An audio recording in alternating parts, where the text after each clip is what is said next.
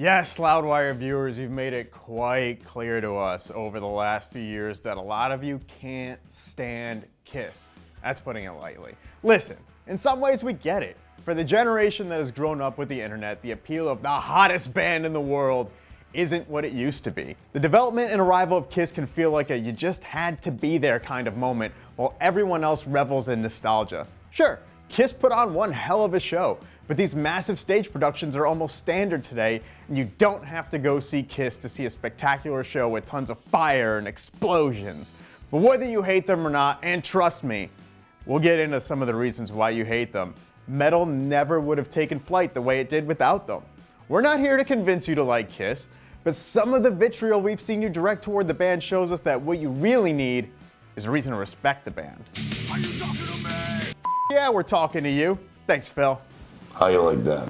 And we're gonna give you some of those reasons, so please stick with us. We're not saying you have to love this. People of an enemy, hear you! Or this.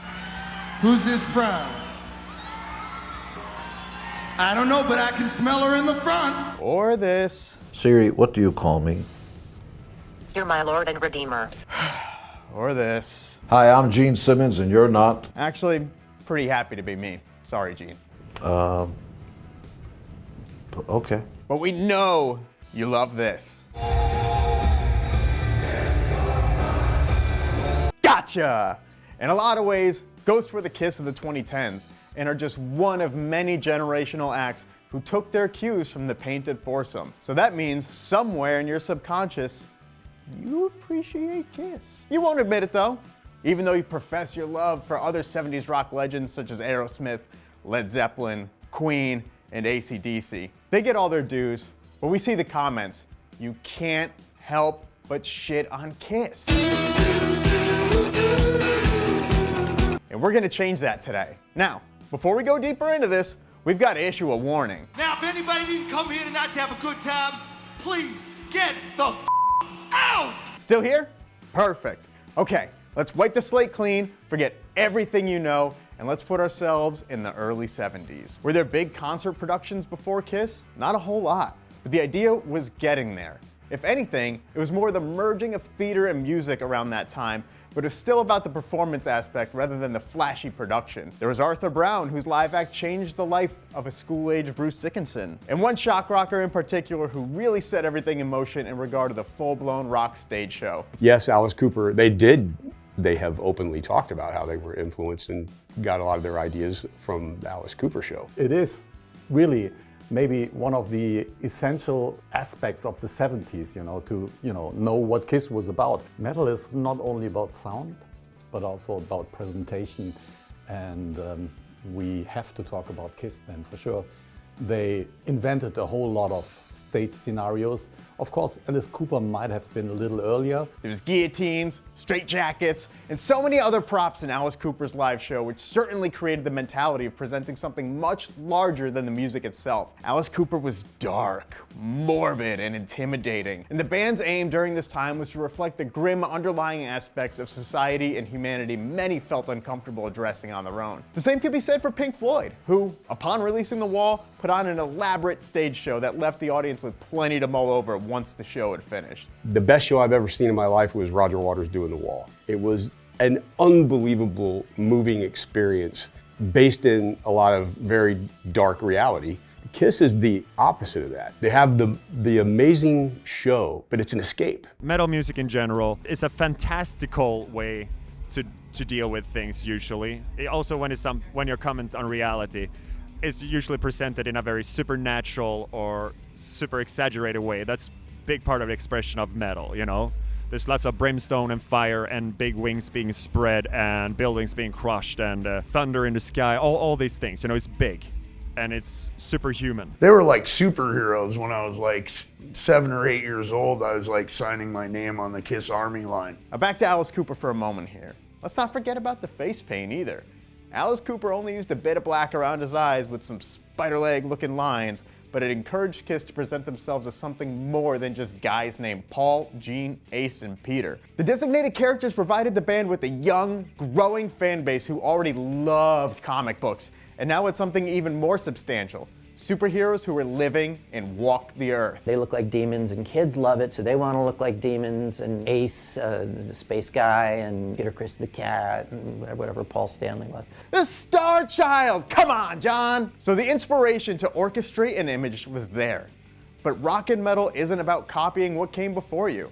It's about building a better mousetrap, about improving on what was previously accomplished and breaking new ground. Kiss just stood out because they were just over the top about it. They weren't subtle about anything. Let's face it, it's all about getting laid. There was a depth or a lack of in the messaging, however you want to look at it. Nothing to Lose. The song chronicles the singer coercing his girlfriend into trying anal sex and her subsequent enjoyment of it. I thought about the back door. Yeah.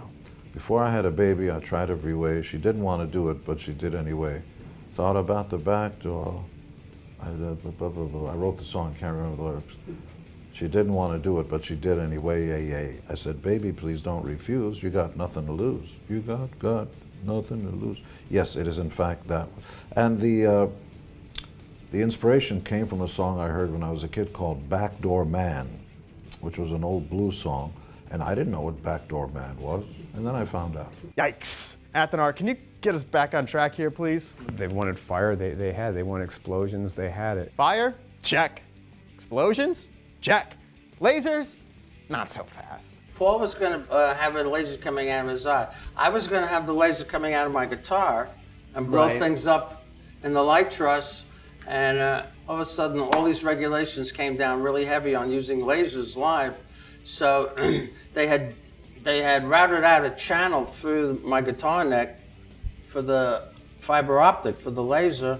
So we just pulled that out, we ran wires through it, and I ended up connecting rockets. So that's it. It went from a laser to shooting rockets, and I think the rockets were a better effect. Of course, people are going to be influenced by that, whether you think you hate Kiss or not. You're still influenced by Kiss, no matter what. This magnificent display encouraged countless acts to develop their own homemade pyrotechnic effects, which promoters and venues somehow allowed these bands to detonate at shows. Venom even once stashed a bunch of their special effects into amp cabinets and shipped them to the US on their way to come tour with Metallica. But it's not like you can just buy all the flashbangs, dry ice, or the much less cool smoke machine and pyro effects and draw a crowd.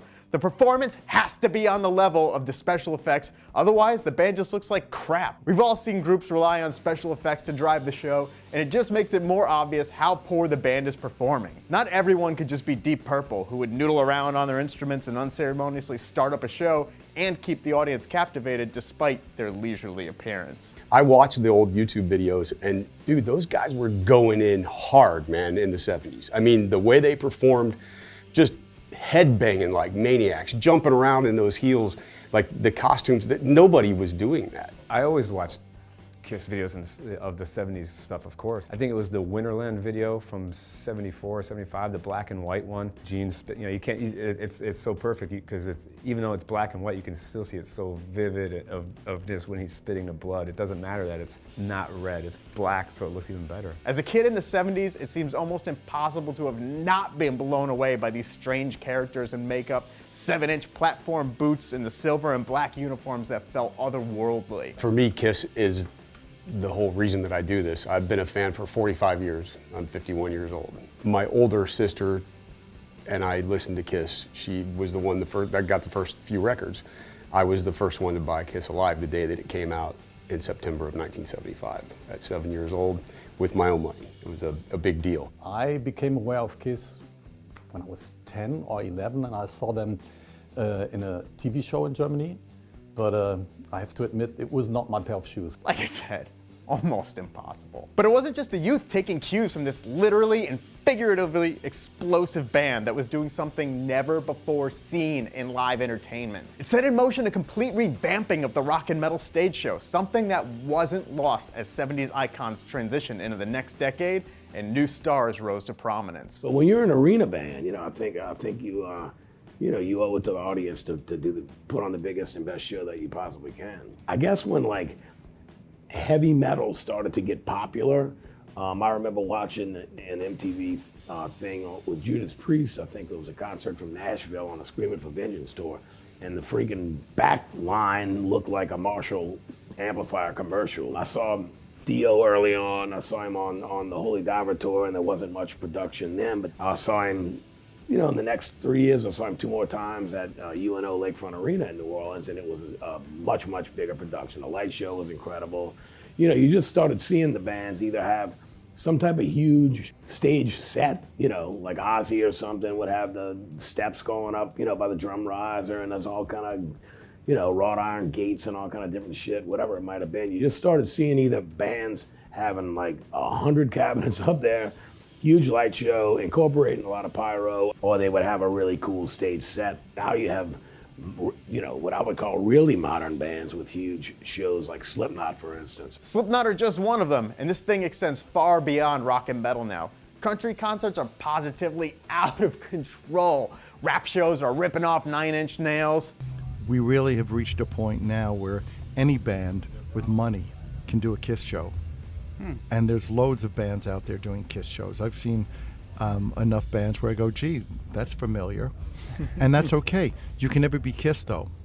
So you can buy the bombs and you can buy the lasers and you can buy the smoke and everything else, but you can't be us. You can have a lot of bands doing Kiss shows, but the only thing missing is Kiss. Yeah, but we do have Rammstein, Paul.